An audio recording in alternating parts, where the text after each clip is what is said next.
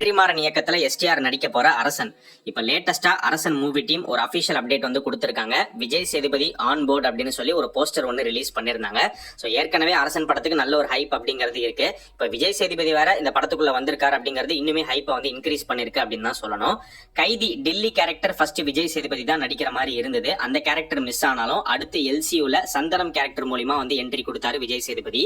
அதே மாதிரி இப்ப இந்த வடச்சென்னை யூனிவர்ஸ் எடுத்துக்கிட்டோம் அப்படின்னா அமீர் பிளே பண்ண ராஜன் கேரக்டர் வந்து ஃபர்ஸ்ட் விஜய் சேதுபதி தான் நடிக்கிற மாதிரி இருந்தது.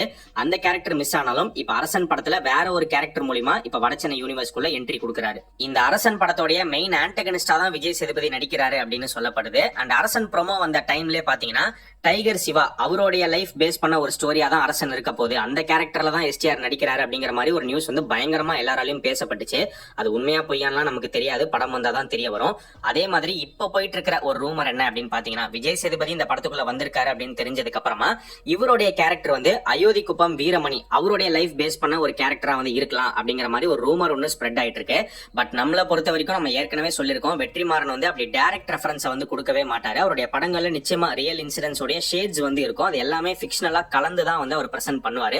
அப்படிதான் அந்த அரசன் படமும் இருக்கும் அப்படின்னு நினைக்கிறேன். சோ ஷூட்டிங்கை பொறுத்த வரைக்கும் 24ஆம் தேதி ஷூட் போறோம் அப்படிங்கிற மாதிரி வெற்றிமாறன் சொல்லியிருந்தாரு. ஆனா 24ங்கிற டேட் வந்து தாண்டியாச்சு. இப்போ வரைக்கும் மூவி டீம் ஷூட்டிங் போல. ஏன் என்ன ஆச்சு அப்படின்னு பார்க்கும்போது என்ன ரீசனா சொல்லப்படுது அப்படின்னு பாத்தீங்கன்னா எஸ்டிஆரோடைய பழைய ப்ராப்ளம் வந்து துரத்திக்கிட்டு வருது. அதனாலதான் வந்து இன்னும் ஷூட் ஸ்டார்ட் பண்ண முடியல அப்படிங்கிற மாதிரி ஒரு நியூஸ் இருக்கு. என்ன ஆச்சு அப்படின்னு பாத்தீங்கன்னா வேல்ஸுக்கு எஸ்டிஆர் வந்து 3 படம் பண்ணி தரேன் அப்படின்னு சொல்லி ஒரு டைம்ல வந்து கமிட் பண்ணாரு. 3 படத்துக்கும் சேர்த்து இவ்வளவுதான் சம்பளம், இவ்வளவு அட்வான்ஸ் அப்படின்னு சொல்லி வாங்கிட்டாரு. அதுல ஒரு படம் தான் வெந்து தணிந்தது காடு. அதுக்கு அடுத்து கொரோனா குமார் பண்ற மாதிரி இருந்தது. கொரோனா குமாருக்கு அடுத்து மறுபடியும் கௌதமனன் இயக்கத்துல எஸ்டிஆர் வந்து வேல்ஸ்க்கு ஒரு படம் பண்ற மாதிரி இருந்தது. ஆனா மாநாடு வந்து ஒரு பெரிய ஹிட் ஆனதுக்கு அப்புறமா அதுக்கப்புறம் வெந்து தணிந்தது காடும் ரிலீஸ் ஆனதுக்கு அப்புறமா எஸ்டிஆர் வந்து நான் பழைய சம்பளத்துக்கு நடிக்க மாட்டேன், சம்பளம் அதிகமா வேணும் அப்படின்னு அவர் டிமாண்ட் பண்ணதுனால அவருக்கும் ப்ரொடியூசருக்கும் வந்து ஒரு இஷ்யூ வந்து கிரியேட் ஆச்சு. அதனால எஸ்டிஆர் வந்து மீதி 2 ப்ராஜெக்ட்ஸ் வந்து பண்ணவே இல்லை. சோ இப்போ அந்த ப்ராப்ளம் தான் வந்திருக்கு. வேல்ஸ் வந்து பாத்தீங்கன்னா எங்களுக்கு அவர் பண்ண கமிட்மெண்ட் வந்து முடிச்சு கொடுக்காமலே அடுத்தடுத்து அவர் படங்கள் வந்து நடிக்க முடியாது அப்படின்னு சொல்லி அந்த பஞ்சாயத்து தான் வந்து போயிட்டு இருக்கு.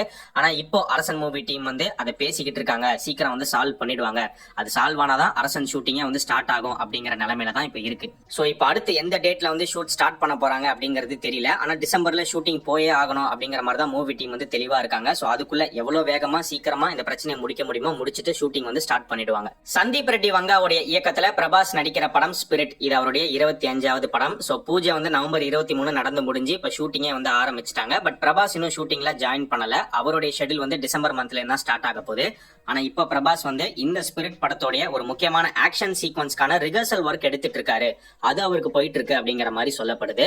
அண்ட் அது மட்டும் இல்லாம ரவி தேஜா அவருடைய பையன் மகாதன் அவர் வந்து இந்த ஸ்பிரிட் படத்துல அசிஸ்டன்ட் டைரக்டரா ஒர்க் பண்றாரு அப்படிங்கிற ஒரு நியூஸும் வந்திருக்கு. இந்த படத்துக்காக பிரபாஸ் வந்து பயங்கரமா ஒர்க் அவுட் பண்ணி வெயிட்ட குறைச்சிருக்காரு. செம ஃபிட்டான ஒரு பிரபாஸை பார்க்கலாம் அப்படிங்கிற மாதிரி எதிர்பார்க்கப்படுது. அண்ட் இந்த படத்துல பிரபாஸ்க்கு ஒரு தனி லுக் வந்து சந்தீப் ரெட்டி வங்கா கொடுத்திருக்காராம். அந்த லுக்கை இன்னும் மூவி டீம் வெளியில வந்து ரிவீல் பண்ணாம தான் வச்சிருக்காங்க. ஃபர்ஸ்ட் லுக்ல தான் வந்து ரிவீல் பண்ற மாதிரி பிளான் வச்சிருக்காங்க அப்படின்னு நினைக்கிறேன்.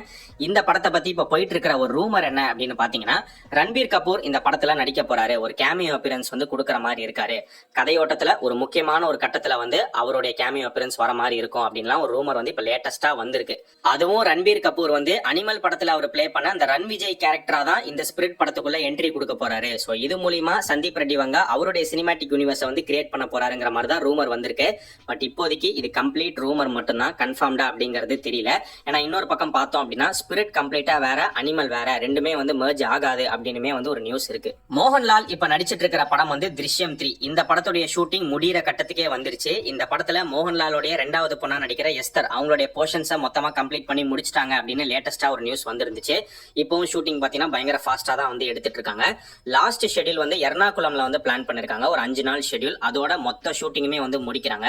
சோ அப்படி பார்க்கும்போது டிசம்பர் ஃபர்ஸ்ட் வீக்குள்ள திருஷ்யமுடைய என்டையர் ஷூட்டிங்குமே வந்து கம்ப்ளீட் பண்ணி முடிக்க போறாங்க. டிசம்பர் 4ஆம் தேதி இல்ல 5ஆம் தேதிக்குள்ள முடிச்சிருவாங்க அப்படிங்கிற மாதிரி சொல்லப்படுது. படத்தோடைய ரிலீஸ் பொறுத்த வரைக்கும் அடுத்த வருஷம் ஃபர்ஸ்ட் 3 மந்த்ஸ்க்குள்ள ரிலீஸ் ஆகிறதுக்கு வாய்ப்புகள் இருக்கு. இந்த படத்தோட ஷூட்டிங் ஆரம்பிக்கிற டைம்ல வந்த நியூஸ் என்ன அப்படின்னு பாத்தீங்கன்னா 2026 மார்ச் ரிலீஸ் அப்படிங்கிற மாதிரி சொல்லப்பட்டுச்சு. இப்போ மூவி டீம் அதே பிளான்ல தான் இருக்காங்களா இல்ல இன்னுமே சீக்கிரம் படத்தை கொண்டு வரலாம் அப்படின்னு முடிவெடுக்க போறாங்களா அப்படிங்கிறது நமக்கு தெரியல. இது ஒரு பக்கம் இருக்க. இன்னொரு பக்கம் அஜய் தேவ்கன் நடிக்கிற ஹிந்தி வெர்ஷன் ஆஃப் திருஷ்யம் 3 இன்னும் அவங்க வந்து பாத்தீங்கன்னா ஷூட்டிங் போகல. டிசம்பர் மந்த்ல தான் ஷூட்டிங் ஸ்டார்ட் பண்றாங்க. டிசம்பர் 12 ஷூட்டிங் போக போறாங்க அப்படிங்கிற நியூஸ் வந்திருக்கு.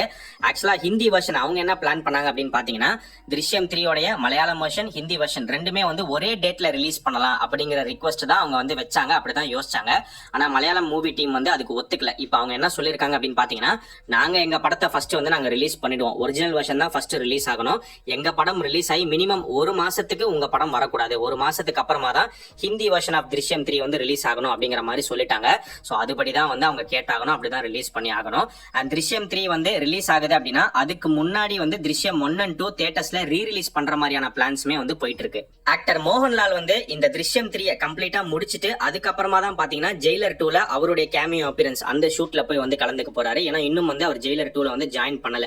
சோ இதை முடிச்சிட்டு தான் போய் ஜாயின் பண்ணுவாரு. பட் அது வந்து ஒரு சின்ன ஷெட்யூலா தான் இருக்கும் ஜெயிலர் 2 பொறுத்த வரைக்கும். அதை ஃபாஸ்டா வந்து கம்ப்ளீட் பண்ணிட்டு அவருடைய அடுத்தடுத்த ஷெட்யூல்ல வந்து அவர் கான்சென்ட்ரேட் பண்ண போயிடுவாரு.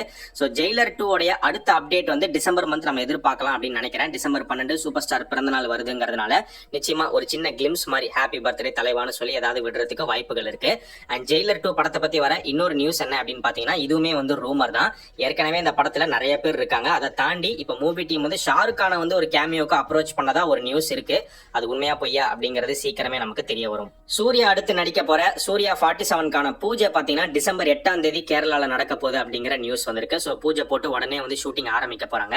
நம்ம ஏற்கனவே சொன்ன மாதிரி அடுத்த வருஷம் சூர்யாக்கு வந்து 3 ரிலீசஸ் அப்படிங்கிறது இப்ப கன்ஃபார்மே ஆயிடுச்சு. சோ ஃபர்ஸ்ட் கருப்பு வந்து ஜனவரியில வரப்போகுது. அடுத்து சூர்யா 46 வந்து ஏப்ரல் மேல வந்துடும். குறிப்பா மேல வரதுக்கு நிறைய சான்சஸ் இருக்கு. அண்ட் இந்த சூர்யா 47 பொறுத்த வரைக்கும் பாத்தீங்கன்னா ஃபெஸ்டிவல் ரிலீஸ் பண்ணி ஆகணும் அப்படிங்கிற ஒரு பிளான்ல தான் மூவி டீம் இருக்காங்க போல. சோ செகண்ட் ஹாஃப்ல வந்து ஒன்னு பூஜா ஹாலிடேஸ்ல சூர்யா 47 வரலாம், அப்படி இல்லனா தீபாவளிக்கு வரதுக்கும் வாய்ப்புகள் இருக்கு. ஏகே அடுத்து நடிக்க போற ஏகே 64 இந்த படத்தோடைய ஷூட்டிங்குமே வந்து டிலே ஆயிருக்கு. ஏன்னா ஆரம்பத்துல எப்படி நியூஸ் வந்தது என்ன சொன்னாங்க அப்படின்னு பாத்தீங்கன்னா, அக்டோபர் இல்ல நவம்பருக்குள்ள ஷூட்டிங்கே ஸ்டார்ட் பண்ணிடுவோம் அப்படிங்கிற மாதிரி தான் நியூஸ் இருந்தது. பட் இப்போ வரைக்கும் ஷூட்டிங்கே வந்து ஆரம்பிக்கல. இப்ப ஆதிக்கு என்ன சொல்றாருன்னா, அடுத்த வருஷம் பிப்ரவரி மந்த் தான் ஷூட்டிங் போவோங்கிற மாதிரி சொல்லியிருக்காரு. இப்போ ப்ரீ ப்ரொடக்ஷன் வந்து போயிட்டு இருக்கு, லொகேஷன்ஸ் பார்த்துட்டு இருக்கோங்கிற மாதிரி சொல்லியிருக்காரு. சோ ஏன் இந்த டிலே என்ன ஆச்சு அப்படின்னு பார்த்தோம் அப்படின்னா, ப்ரொடக்ஷன்ல வந்து சில இஷ்யூஸ் அப்படிங்கிறது நடந்துட்டு இருக்கு. ஏன்னா ஆரம்பத்துல மைத்ரி தான் வந்து ப்ரொடியூஸ் பண்ண போறாங்க அப்படின்னு இருந்துச்சு. அதுக்கப்புறமா வந்து ரோமியோ பிக்சர்ஸ் ராகுல் உள்ள வந்தாரு, அவரு ப்ரொடியூஸ் பண்ண போறாருன்னு சொல்லப்பட்டுச்சு. இப்ப அவரும் வந்து விலகிட்டாரு. இப்ப பாத்தீங்கன்னா கோல்டு மைன்ஸ் தான் ப்ரொடியூஸ் பண்ண போறாங்க அப்படிங்கிற நியூஸ் வந்திருக்கு. சோ ப்ரொடக்ஷன் வந்து ப்ராப்பரா செட் ஆகல அப்படின்னு நினைக்கிறேன். சோ அதனாலதான் இந்த டிலே. படத்துக்கான அனௌன்ஸ்மெண்ட்டும் இப்ப உடனே வருமா அப்படிங்கிற ஒரு சந்தேகமும் வந்து கிரியேட் ஆயிருக்கு. அதுவும் வந்து தள்ளி போகும்னு நினைக்கிறேன். மேபி ஏகே இன்டர்வியூல சொன்ன மாதிரி ஜனவரி மந்த் கூட அனௌன்ஸ்மெண்ட் வரலாம். ஜனவரினா பொங்கல் ஸ்பெஷலா அனௌன்ஸ்மெண்ட் விடுறதுக்கும் வாய்ப்புகள் இருக்கு. தளபதி விஜய் நடிச்சிருக்கிற ஜனநாயகன் படத்தை பத்தி பேக் டு பேக் அப்டேட்ஸ் வந்து கேவிஎன் கொடுத்துக்கிட்டே வராங்க. சோ ஆடியோ லான்ச் வந்து டிசம்பர் 27 மலேசியால நடக்க போகுதுங்கிறது கன்ஃபார்ம் ஆயிடுச்சு. இந்த ஆடியோ லான்ச் வந்து பயங்கர கிராண்டான ஒரு 10 மணி நேரம் ஈவெண்டா வந்து நடக்க போகுது. நிறைய சிங்கர்ஸ், அதாவது விஜயோடைய பிலிமோகிராஃபில பல சூப்பரான சாங்ஸ் இருக்கு. அந்த சாங்ஸ் எல்லாம் பாடின நிறைய சிங்கர்ஸை வந்து கூட்டிட்டு வந்து அவங்க எல்லாருமே வந்து பாட போறாங்க. சோ பயங்கரமான ஒரு ஈவெண்டா இருக்கும் அப்படின்னு நினைக்கிறேன். அந்த ஈவெண்ட்டுக்கு தளபதி திருவிழா அப்படிங்கிற பேர் வைக்கப்பட்டிருக்கு. இந்த ஈவெண்ட்டுக்கான டிக்கெட் புக்கிங்ஸ் வந்து வர ஃப்ரைடே 28ஆம் தேதி மதியம் 2 மணிக்கு ஓபன் பண்றாங்க அப்படிங்கறத அபிஷியலா கன்ஃபார்ம் பண்ணிருக்காங்க. அண்ட் அடுத்த அப்டேட் வந்து செகண்ட் சிங்கிள் தான். செகண்ட் சிங்கிள் டிசம்பர் 4ஆம் தேதி வரலாம் நம்ம சொல்லியிருந்தோம். இப்ப வர நியூஸ் என்ன அப்படின்னு பார்க்கும்போது 4ஆம் தேதியில இருந்து 6ஆம் தேதிக்குள்ள வந்துரும் அப்படிங்கிற மாதிரி எதிர்பார்க்கப்படுது. அடுத்து தேர்ட் சிங்கிள் மேபி மிட்ல வரலாம், வராமலும் வந்து போகலாம். அதுக்கடுத்து டைரக்டா பாத்தீங்கன்னா ஆடியோ லான்ச் ஈவெண்ட் தான். ஆடியோ லான்ச்க்கு அடுத்து பாத்தீங்கன்னா ட்ரெய்லருக்கு அடுத்து டிக்கெட் புக்கிங்ஸ் ஓபன் பண்ணிடுவாங்க. தியேட்டர் டிஸ்ட்ரிபியூஷன் அப்படின்னு பார்க்கும்போது தெலுங்குல இந்த ஜனநாயகன் படத்தை வந்து சித்தாரா என்டர்டைன்மெண்ட்ஸ் நாகவம்சி அவர் தான் வந்து ரிலீஸ் பண்ண போறாரு, அவர் தான் வாங்கியிருக்காரு அப்படிங்கிற ஒரு நியூஸும்